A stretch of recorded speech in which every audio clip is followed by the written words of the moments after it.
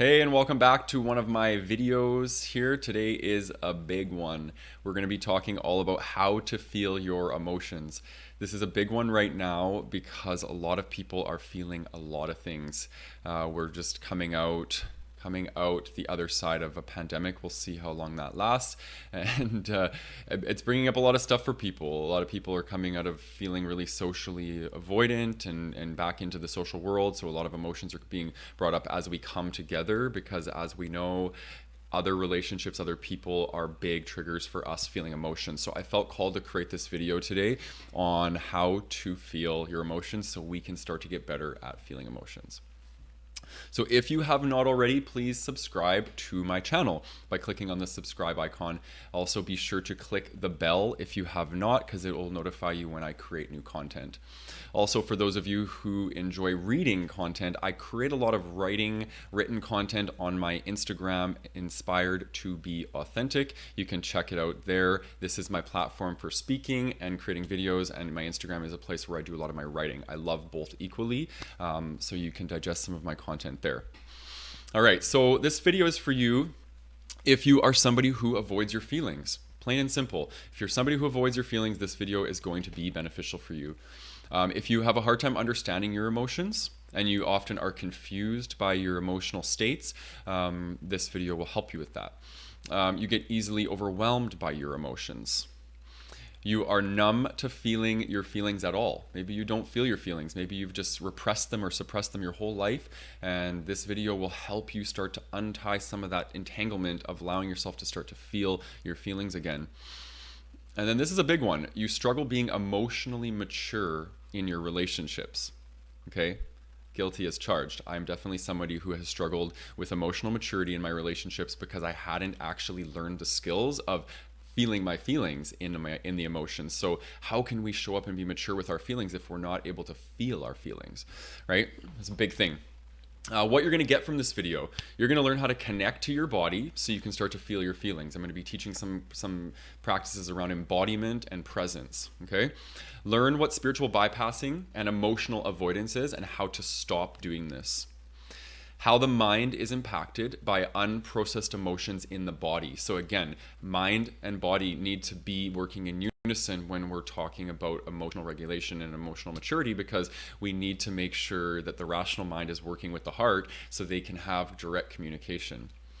Learn how to become embodied so you can properly feel your emotions, and learn how to practice presence so you can learn how to show up for yourself in your emotional experiences. If we're constantly avoiding and distracting and numbing out, we're not going to be present with ourselves. So if any of those relate to you, I'm glad you're here, and I'm glad to be sharing this experience with you because you're going to gain a lot of value out of this video. Okay. So first off, I want to talk a bit about the importance of feeling your feelings. Why would I create a video called How to Feel Your Emotions? I want to first talk about emotions in the quantum state of what emotions are. Emotions are energy.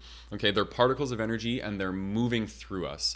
So we have an experience where something happens to us and we have some sort of unmet need, or we have some sort of stimulus inside of us that takes place, and an emotion as energy wants to move through us. Okay.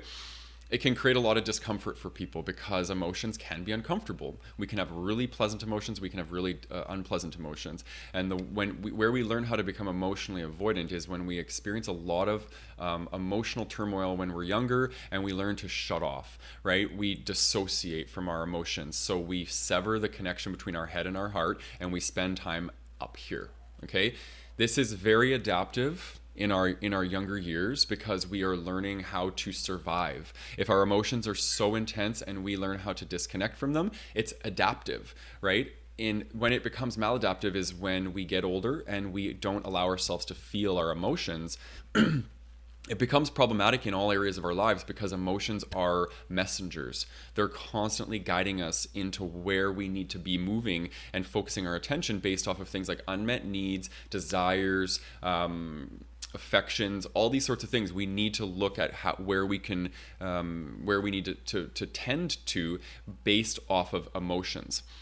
Okay, so if we know this, if we know that energy or emotions are energy, then we need to learn that we need to start to let this energy move and not just putting up walls, or way I look at it is like a beaver putting up a dam, right? You're blocking the flow of the water. So if we're blocking the flow of our emotions, then we're going to we're going to develop disturbances, and it's going to build up inside of us. And this is where, in my opinion, this is where we develop things like addictions and dysfunctional behaviors, pathologies, mental illnesses, physical illnesses. It's an accumulation of unprocessed emotions in our body. So our job as adults is to connect the head and the heart again and become embodied, spend time in our body so we can have the emotional experiences that we need to have, so we can clear whatever it might be, trauma or any of the unprocessed emotions that are holding us back. So what ends up happening when we let these emotions accumulate is we unprocessed emotions accumulate, is we're not allowing ourselves to feel. When we're not allowing ourselves to feel, we're not allowing ourselves to mature.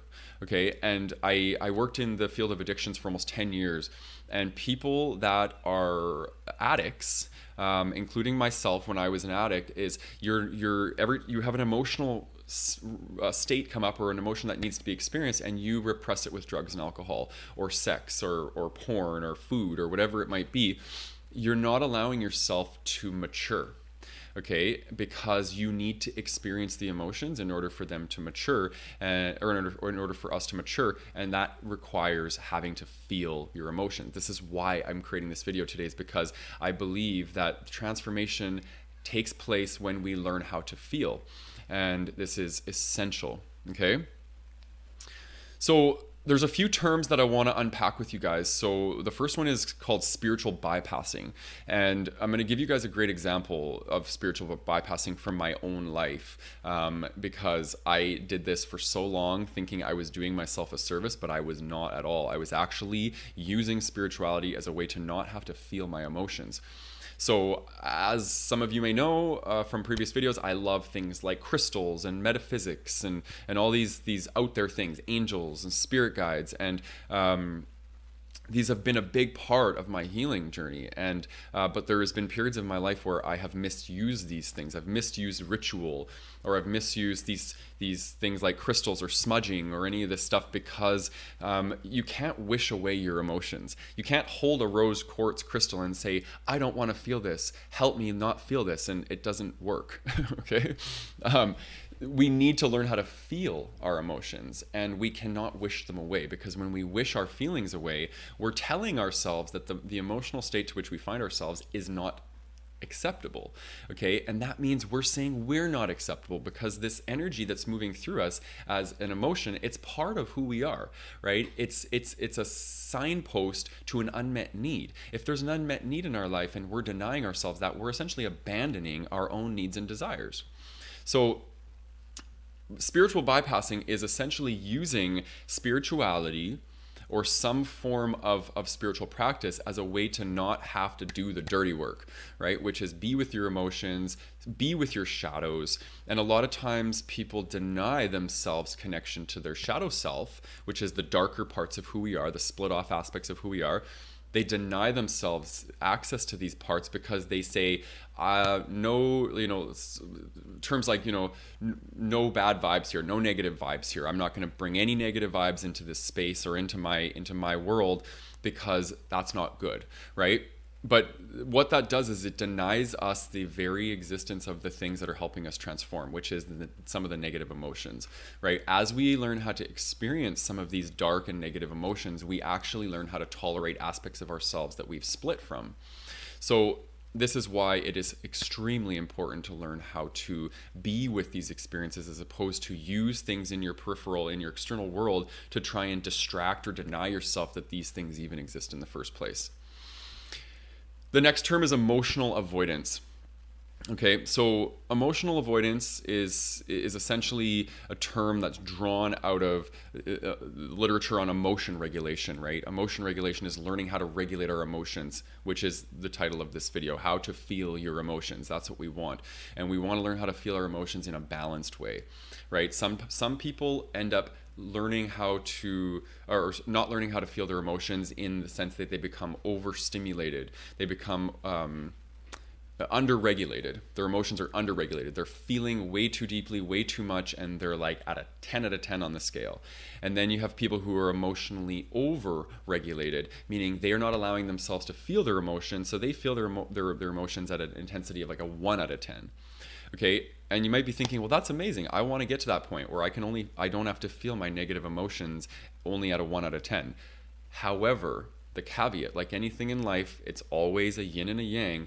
If you deny yourself the experience of the negative emotion at a 1 out of 10, you're only going to feel joy, bliss, ecstasy, all of these things at a 1 out of 10 as well. So you become emotionally numb, right? And you're not allowing yourself to experience the fullness of life when we do this, okay? So these two terms I'm going to be using in the video, so I want to make sure that people understand exactly what I mean by that. So what I find most people end up doing, and I am guilty as charged in this, is they intellectualize their feelings. Okay, so intellectualization of feelings is thinking about your feelings, right? Not letting them become too embodied. And like I said, when we sever, we become dissociated because of trauma or some sort of abuse when we were younger. We sever, and we're only associating with our sense of self through our mind, okay? Because it appears easier because it's less intense, right? But again, as we get older, that becomes maladaptive because we need to feel our emotions in our body in order for them to become discharged. So we need to learn to move away from intellectualization of our feelings and to embodiment. That's the journey of how to feel your emotions. We start off by becoming aware of us thinking about our feelings, right? We have some sort of discomfort happening in our experience, and maybe we just got broken up with by our partner, and we're feeling a lot of stuff going on inside of us, and we start to intellectualize these emotions. We start to talk to ourselves and, oh, this is really hard, I'm feeling really sad, I'm feeling these things, and we start thinking about the emotional experience as opposed to allowing ourselves to have it. This is a protective mechanism that we've learned to adopt so we don't have to feel the intensity. However, you're still torturing yourself with rumination and with overthinking, but you're not getting the benefit of being with the experience. So you're still torturing yourself, but you're not learning and you're not discharging the emotions from your body, right? So you're staying stuck. This is where most of us find ourselves, in the stuckness of emotional immaturity, because we're not allowing ourselves to feel our feelings. Instead, we are intellectualizing our feelings. This brings us to the next bullet point on unprocessed emotions, okay? So if emotions are energy and they need to be experienced energetically in our body, and we deny ourselves this experience, we end up with a backlog of emotional debris in our bodies, okay? And I call this the emotional onion. So it's this big fat beast of an onion that lives inside of us that has all the layers of every single emotion that we never allowed ourselves to process, whether we escaped from it, we denied ourselves it, we numbed out from it, whatever the rationale behind why we didn't want to experience that emotion, we have layers and layers and layers of this energy inside of our bodies, okay?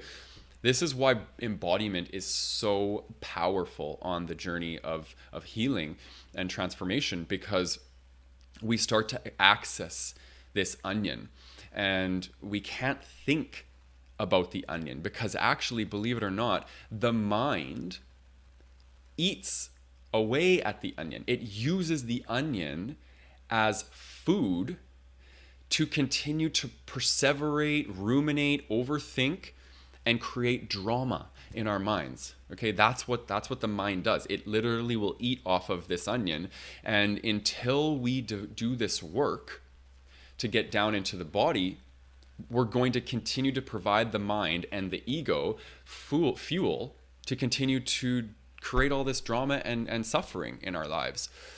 Okay, so this is extremely key. You got to understand this, because many of us, for example, we go to talk therapy, we do all this work, and we're talking about our emotions, but we're not actually feeling them.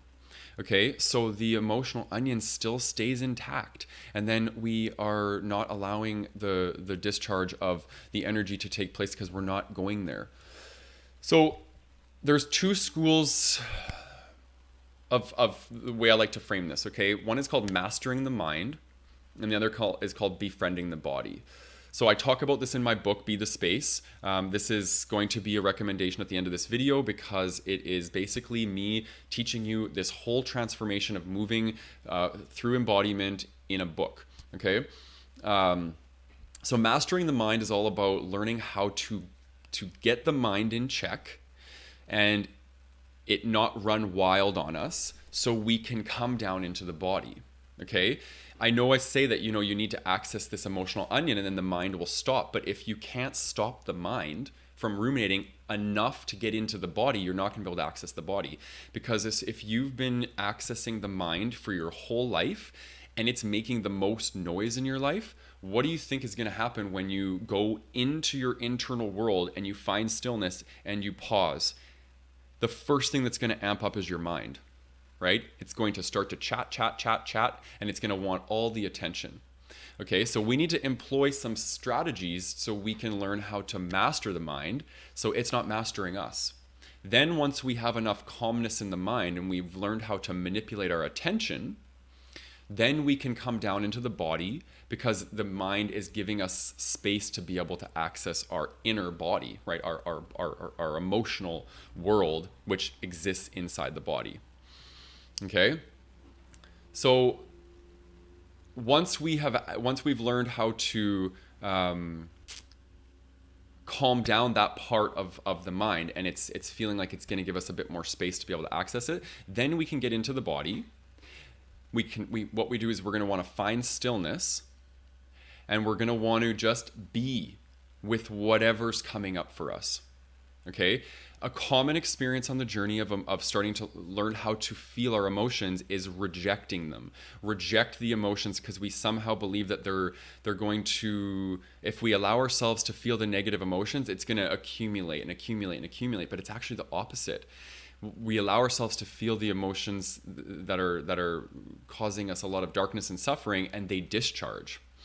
Right? And I always say on the journey of emotional intelligence, we need to understand that these old emotions that we're allowing ourselves to feel, they're releasing every time we feel them, not reliving. We're not reliving them, we're releasing them. So every time you have an emotion to come up and you allow yourself to experience it, be grateful. Be grateful that another layer of your emotional onion is finally purging and it's releasing so it can clear and make space inside of you for more joy and love and peace and harmony and all these beautiful emotions that we want to experience. So what I want you to focus on is practicing the skills of embodiment and presence. Okay, so presence, I want you to, because it is in my book, I'm not going to go into it in too much in detail. I have a few other videos that I've done this on as well, but I would just recommend to get the book because it's going to teach you the whole process of moving towards presence, right? The book is called Be the Space. It's a loving guide to creating inner space through present moment awareness. Inner space meaning the emotional onion is peeling back and making space inside of you so you can feel more peace. Okay? So that's going to look like learning how to master the mind, then learning how to befriend the body. I give 16 of my favorite tips at the end of the book on how you can make this happen. Okay? The area of embodiment, I'm going to start creating a lot more content in this area and how to do this, but I'm going to give you guys a quick little tutorial and how you can start to do this. So what I want you to do is I want you to find some sort of stillness, okay? Presence or embodiment cannot take place in distraction. That is key. It is 100% key. You can't have music on. You can't be on your phone. You can't be doing anything other than being with yourself. You turn your attention from outside yourself and you turn it inside yourself. That's key, okay? That's step one. That alone can take a while to master, just simply drawing your attention inward when we're so used to distracting our attention with outside things because our inner world is too uncomfortable for us to sit with. Okay, then once we've accessed this inner world, we want to just be. We want to be with this inner world. We want to just allow it to teach us what it's trying to teach us. And especially if we have a massive backlog of emotional debris that hasn't been processed, we're going to probably feel a lot of uncomfortable things. It's going to come up for us. But you need to trust that the discomfort that's arising is clearing. Okay, it's clearing. That's so key on this journey, because it can feel like torture when this stuff is coming up, and it makes us want to resort back to our old way of being, and that's not going to serve you. So make sure that you just keep telling yourself, this is normal, this is natural. I'm meant to be experiencing the discomfort because this is the discomfort I didn't allow myself to experience at 5, 6, 10, 12, 15 years old, right? All that stuff's going to come back up again because it's all stored and imprinted on every cell in our body. That's where it's going to release from. Okay, so the process of embodiment is going to take place by just being with that, practicing acceptance for whatever's arising, and allowing it to happen. Okay, common things that happen during this process is people get distracted. Their mind starts to chatter, and they're suddenly, before you know it, you're thinking about what you want to have for dinner and what this and what that. That's your maladaptive strategy of dissociation coming back up again, right? And you need to recognize that this has taken place, and you need to gently, kindly, and compassionately bring yourself back down into your body.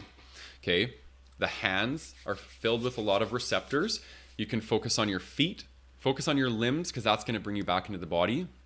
And as you get better at this, start to focus on areas in your body where you're going to feel, where we feel a lot of feelings. So in our hips, in our pelvis, in our stomach, in our chest for some people, and just start to draw your attention to these places and breathe. Breathe in, fully let go of the tension in your body, because that's the top layer that's trying to guard against having this experience. As you move through the top layer, which can happen in a big deep breath and a big profound release, then you access the next layer, right? And that layer takes more breath. So it's really just working with your breath and starting to navigate the sensations in your body and spending time down there. So this is everything. Okay, this is the whole process. How to feel your emotions. If I were to say in one quick little phrase, what you need to do is you need to start drawing your attention from outside yourself back inward. Okay, you're going to come up against all sorts of discomfort. That is meant to happen, because that's the discomfort you didn't allow yourself to experience when you started doing this behavior of avoiding your emotions in the first place. So you want to be really gentle through this process, and that's key. Be very, very gentle with yourself, because this is definitely not an easy transformation to make. I'm still working on it, and I'm still learning how to feel my emotions. So don't be hard on yourself. Don't think that there's some sort of progress that needs to be made. It's not a destination that you're going to arrive to. It's a journey, and it's a lifelong journey. So just enjoy the ride, enjoy every emotion that releases from you. Know that it's making room for more of the beautiful emotions to exist within you. And last thing I'll say is, if you are struggling and you're having a hard time making this transformation and learning how to feel your feelings, I offer coaching and this one-on-one coaching. I do offer a consult, a 30-minute consult for people that are wanting to just kind of get a sense of what it would feel like to do some coaching with me. The consult is essentially we connect over Zoom, and I hear a bit about your story and what it is that's going on in your world. And some of the practices that I do is I do life coaching, but also clairsentience. I'm a clairsentient, so I psychically feel into the energy that's going on in your body, and the emotional energy that's going on in your body, and I'm able to track it, and I'm able to really work with where some of the roots are to where you've developed blocks around feeling your emotions, and helping people have more emotional clarity. Because when we have a more emotional clarity, we can understand that, oh, okay, I was feeling shame or sadness at this time. What is that shame and sadness attached to? And then we're able to kind of work through this and help clear some of this emotional debris in session. So if this is something that you think would be valuable for you, please don't hesitate to reach out and set up a a coaching call consult, and we can start from there. The link is in the bio of this video if you are interested. And yeah, now I want to hear from you. So, what has your experience been like on your emotional intelligence journey? Really, we're all moving towards developing more emotional tolerance, intelligence. So, what's your story? Are you good at processing emotions? Do you struggle? What's the struggle? Just share what came up from this video in regards to your emotional world, and go from there. Thank you for tuning in today. Have a beautiful day.